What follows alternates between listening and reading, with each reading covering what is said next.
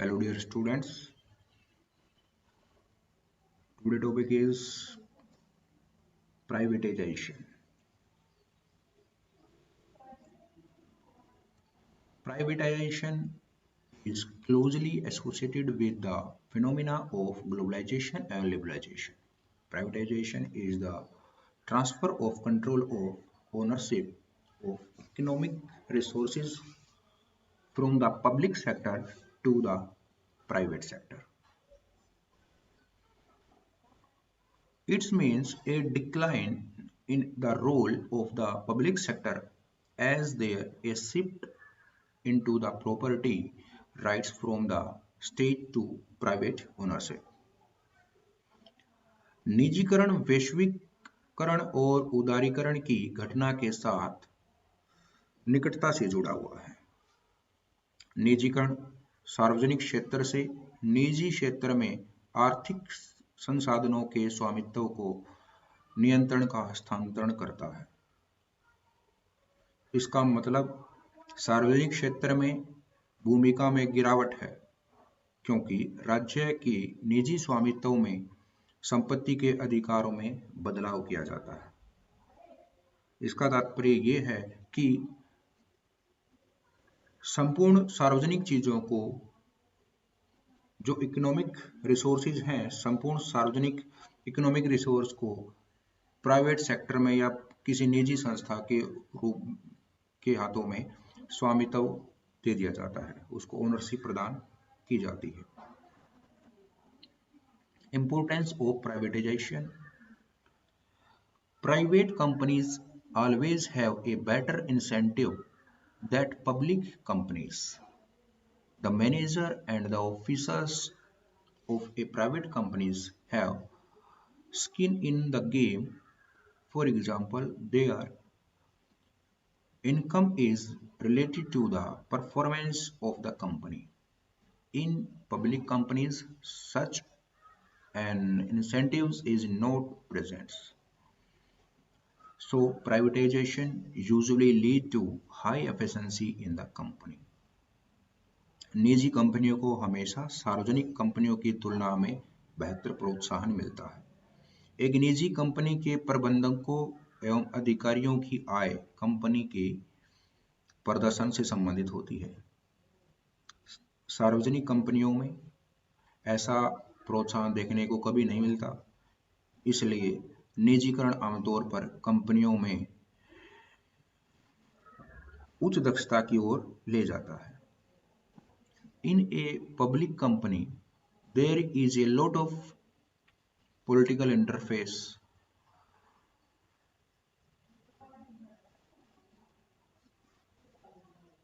This may dissuade the company from taking economically beneficial decisions.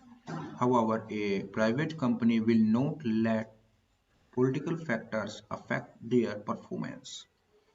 सार्वजनिक company में राजनीतिक हस्तक्षेप बहुत ज़्यादा होता है।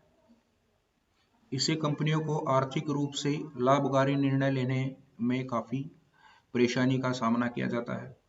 हालांकि निजी कंपनियों में राजनीतिक हस्तक्षेप न होने के कारण उनके प्रदर्शन में किसी प्रकार का कोई प्रभाव नहीं पड़ता।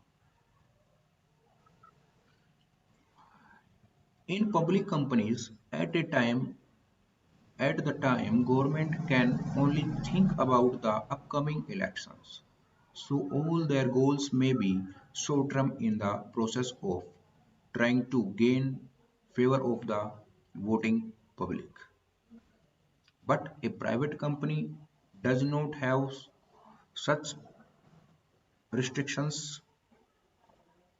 They have long-term goals and ambitions and steer the company in the right direction.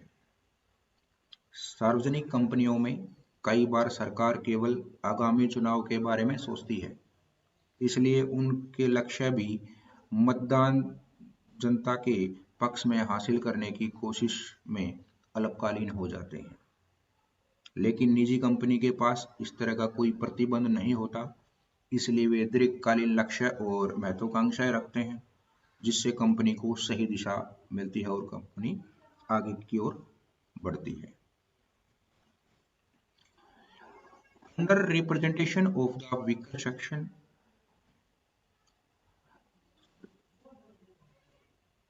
these segment sections struggle a lot to make it to these institute.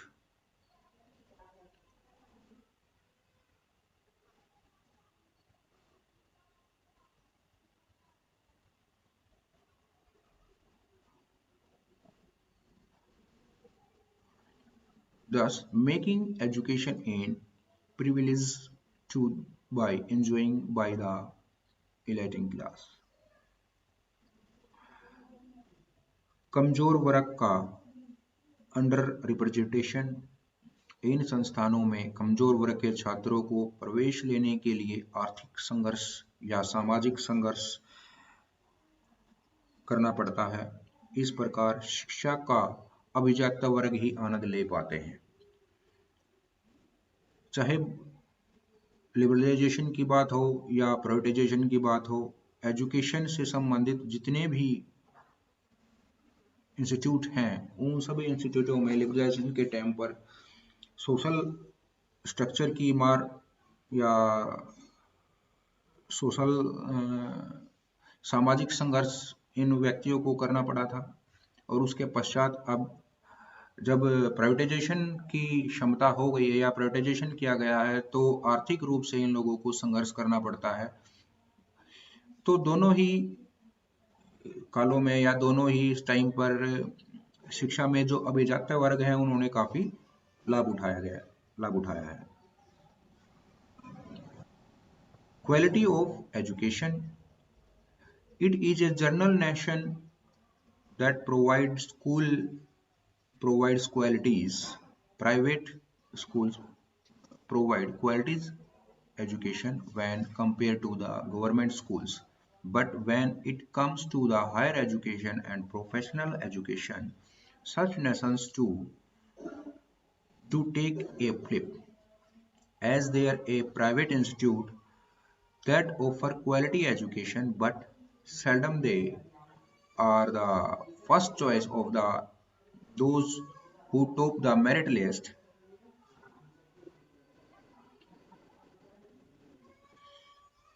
शिक्षा की गुणवत्ता यहाँ एक सामान्य धारणा है कि सरकारी स्कूलों की तुलना में निजी स्कूलों में गुणवत्तापूर्ण शिक्षा प्रदान की जाती है। लेकिन जब उच्च शिक्षा और व्यावसायिक शिक्षा की बात आती है, तो ऐसी धारणाएं देखने को नहीं मिलती हैं।